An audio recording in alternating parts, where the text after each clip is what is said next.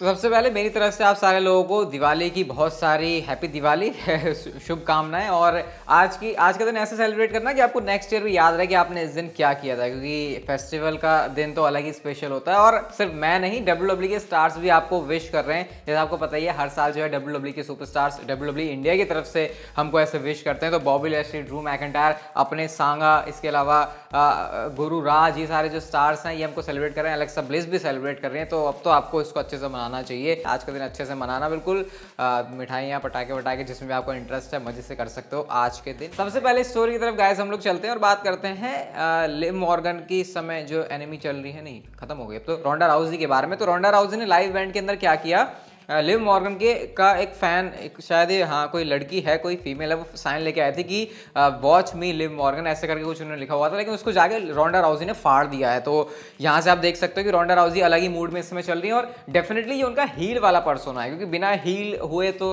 शायद रोंडा राउजी ऐसा करती। और उसके बाद एक बंदा कहता है कि आई लव यू रोंडा, तो उस पर रिस्पॉन्स करती है रोंडा राउजी की हाँ ये है मेरे मतलब का बंदा, ये जो मेरे लिए सपोर्ट करने वाली बातें कर रहा है। तो अब रोंडा राउजी के लिए देखते हैं नेक्स्ट क्या सीन बन रहा है आगे। बट लिव मॉर्गन का कैरेक्टर अलग चल रहा है और रोंडा राउजी के भी कैरेक्टर में WWE ने एक चेंज ले आया है। सीएम पंक की बात करते हैं तो मैंने आपको रिसेंटली बताया था कि कैसे सीएम पंक जो है AEW के साथ बैड रिलेशन करने के बाद अब उनके चांसेस हैं कि वो WWE कंपनी के अंदर आ सकते हैं। फिर मैंने आपको ये बताया था कि कैसे ट्रिपल एच उनको लाने में इंटरेस्टेड होंगे। लेकिन गाइस बैक स्टेज से एक रिपोर्ट आ रही है कि एक बहुत बंदा जो कि ट्रिपल एच के डिसीजंस में काफ़ी ज़्यादा एक इन्फ्लुएंस कर सकता है उनको, वो चाहता है कि ना आए सीएम पंक। और इसके पीछे कुछ रीज़न है, जैसे कि सीएम पंक जहाँ पे जाते हैं तो फिर बाकी जो स्टार्स हैं उनका अपना लेवल नीचे दिखाई देने लगता है। आप AEW के केस की बात कर सकते हो, जैसे कि वहाँ पे जॉन मॉक्सली की बात कर रहा हूँ मैं। इसके अलावा वहाँ पर एडम हैंगमैन पेज के बारे में काफ़ी सारे लोगों ने ऐसा कहा, कोडी रोड्स के बारे में कहा। तो ये कंसर्न है जो कि सीएम पंक को WWE में वापस लाने पर आ सकता है। बट मुझे नहीं लगता कि इस सिचुएशन में WWE वैसे डील करने वाली जैसे AEW ने करी थी। आई थिंक WWE के पास बहुत सही एक्सपीरियंस है, तो वो इन सारी चीज़ों के बारे में भी जो मामला है वो सही कर लेंगे। बट देखते हैं फिर आगे क्या सीन बनता है सीएम पंक के WWE में आने का। वैसे मुझे तो चांसेस काफ़ी लग रहे हैं, क्योंकि ट्रिपल एच इंटरेस्टेड होंगे सीएम पंक को लाने के लिए। ब्रॉन स्ट्रोमैन और ओमोस का मैच अभी तक हमने देखा नहीं है ना, इनके बीच में हमने स्मैकडाउन के एपिसोड में कुछ ऐसे धूम धड़ाका देखा, लेकिन लाइव इवेंट के अंदर ऑलरेडी ये सारी चीज़ें कर चुके हैं।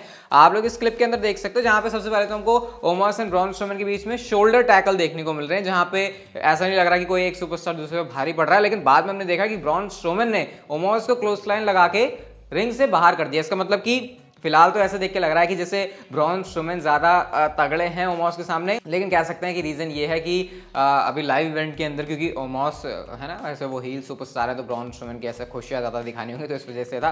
बाकी मेन तो हमको तभी पता चलेगा जब क्राउन जूल के अंदर ये दोनों सुपरस्टार मैच के अंदर कम्पीट करेंगे। द रॉक की बात करते हैं तो भाई ब्लैक एडम, आपको पता है उनकी मूवी अभी आई है, रिलीज हो चुकी है, और इसने बहुत तगड़े वाले बड़े वाले रिकॉर्ड्स बना दिए। क्या रिकॉर्ड बनाए हैं? पहले दिन पर ही जो इस फिल्म की पूरी कमाई थी वो थी $26 मिलियन, जिसमें से 7.6 मिलियन जो है प्रीव्यूज़ हैं। अब ये मुझे समझा देना कि क्या होता है इसका मतलब, ये मुझे समझ में नहीं आया। लेकिन चांसेस हैं कि $60 million domestically and world wide globally $70 million से ज़्यादा का बिजनेस कर देगी। और अगर ये $50 मिलियन जो है वीकेंड एंड होने पर कर देती है, तो जो रिसेंट में सबसे ज़्यादा तगड़ी चली मूवी ये थॉर की लव एंड थंडर, उसको भी ये पीछे कर देगी। तो रॉक ने यहाँ पे कह सकते हैं कि ऊंचाइयों के नए लेवल्स छू लिए हैं ये ब्लैक एडम वाली मूवी के बाद में। एंड अच्छा भी है, क्योंकि इतना बड़ा वो स्टार है, तो ऐसी चीज़ हम एक्सपेक्ट कर सकते हैं रॉक की तरफ से। बाकी आपने जाके ब्लैक एडम देखी या फिर नहीं, मुझे बताना कमेंट सेक्शन के अंदर। वैसे थोड़ा इरेलेवेंट सवाल हो गया रेसलिंग चैनल के ऊपर, बट रॉक से रिलेटेड ही है ना। नेक्स्ट बात करते हैं ब्रे वाइट के बारे में। तो ब्रे वाइट के बारे में मैंने आपको बताया था कि क्राउन जूल को लेकर भी ऐसा तो नहीं लग रहा कि उनका कोई ऐसे अपोनेंट होगा, लेकिन क्राउन जूल को लेकर क्या स्पेशल चीज़ हो सकती है वो शायद हमको उनके स्मैकडाउन के प्रोमो के रेफरेंस से निकालें तो पता चल रही है। उन्होंने कहा था कि वो हॉरिबल चीज़ें करने वाले हैं जिसको लेकर वो रिग्रेट नहीं करेंगे, ना उनको कोई इसके लिए ब्लेम कर सकता है, ऐसा कुछ कहना था ब्रे वाइट का। तो पॉसिबली क्राउन जूल के अंदर ब्रे वाइट अगर आ रहे हैं तो वहां पे वो किसी एक सुपरस्टार के साथ अपने फ्यूड को स्टार्ट करने के लिए आएंगे, क्योंकि क्राउन जूल ऐसा इवेंट है जहां पे बड़े स्टार्स की जरूरत होती है। तो भले ही ब्रे वाइट रेसल नहीं कर रहे, लेकिन उनकी अपीयरेंस तो WWE करवाएगी, और अपीयरेंस करवा रहे तो शायद उनकी फ्यूड की स्टार्टिंग के लिए करवा सकती है। शायद किसी सुपरस्टार के ऊपर वो अटैक कर सकते हैं। और वो जिस हॉरिबल चीज की स्मैकडाउन में बात कर रहे थे वो चीज़ आपको क्राउन जूल के अंदर देखने को मिल सकती है। अभी सिर्फ ये आप कह सकते हो कि स्पेकुलेशन है, लेकिन हाँ कुछ ग्राउंड पर इसके बारे में चीज़ें होती है तो डेफिनेटली वो भी मैं आपके साथ चैनल पर शेयर कर दूंगा।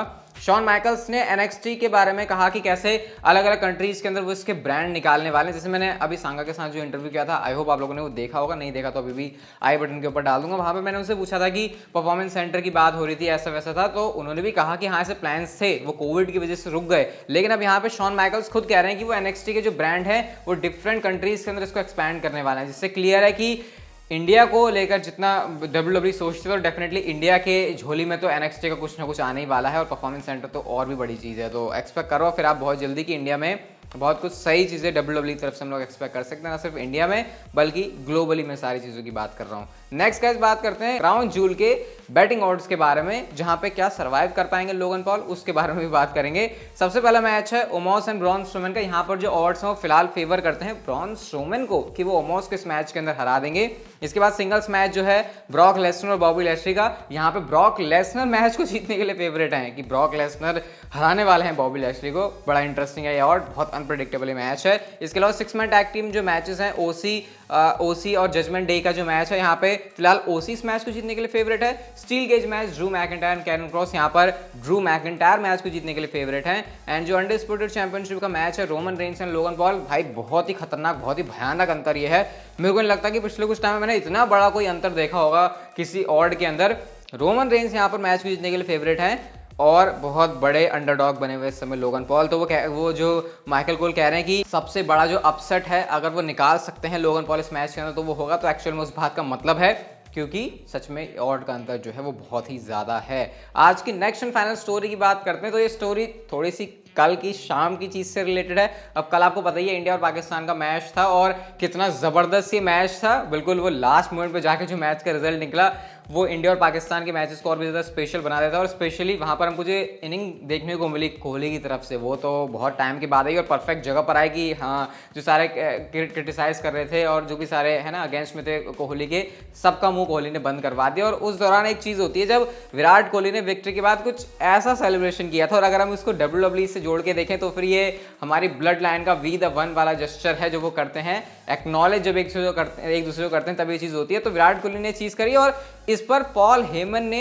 रिएक्ट किया है। अब क्या रिएक्ट किया आप लोग वाला ट्वीट देख सकते हैं पॉल हेमन का, जहां पर वो सबसे पहले तो हैप्पी दिवाली विश कर रहे हैं सबको, मतलब इंडिया वाले लोगों को, #WWE की दिवाली लिख रहे हैं। और फिर वो कहते हैं कि ये बहुत ऑनर की बात है, it is with great honour that I special council and wiseman to the blood line accept the great Virat Kohli celebration as in front of the world he decided to acknowledge our tribal chief. यानी कि वो ये कह रहे हैं कि जो विराट कोहली ने ये किया है सेलिब्रेशन, इसको ये हम एज स्पेशल काउंसिल और वाइसमैन होने की तरफ से मैं इसको एक्सेप्ट करता हूं। और फिर वो ये भी लिख रहे हैं कि फाइनली विराट कोहली ने भी एक्नॉलेज कर लिया है ट्राइबल चीफ रोमन रेंस को। तो ये बड़ा मस्त है कि हर एक चीज में पॉल हेमन रेफरेंस निकाल लेते हैं। अब ऐसा नहीं है कि पॉल हेमन ये सिर्फ क्रिकेट को लेकर ही करता है। अगर आप लोग वर्ल्ड में किसी भी चीज को ट्रेंड में देख रहे होंगे और उसके ऊपर कुछ भी होता है, चाहे वो पहले ब्रॉक लेसनर के साथ है तब होता था, या फिर रोमन रेंस के साथ है, ब्लड लाइन के साथ है, तो कुछ ना कुछ उससे जुगाड़ वगाड़ करके स्पेशल चीज़ निकाल लेते हैं पॉल हेमन, और यहाँ पर उन्होंने यही किया।